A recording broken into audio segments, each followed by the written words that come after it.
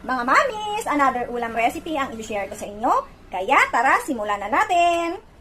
First, magpainit muna tayo ng ating kawali. Maglagay ng cooking oil, sibuyas, bawang, giniling, chicken mga mamis ang gamit ko,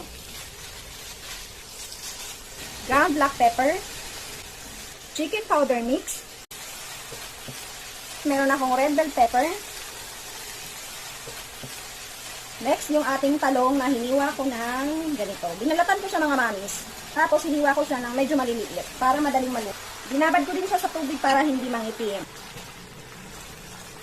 Takpan natin. Check natin mga mamis. So, sa part na to, pwede nyo nang i-adjust ang timpla ng ating niluluto. So, kung mapapansin nyo, medyo durog na yung ating talong. Ganitahin nyo lang. Medyo durogin nyo yung talong. Ayan. I-cool down muna natin ito mga mamis, tapos ilipat natin sa isang mixing bowl. Maglalagay ako ngayon ng breadcrumbs. So mga mamis, nakapagbilog-bilog na ako ng ganito. Ilagay natin sa eggs. Sunod natin sa breadcrumbs. Mag-fry na tayo.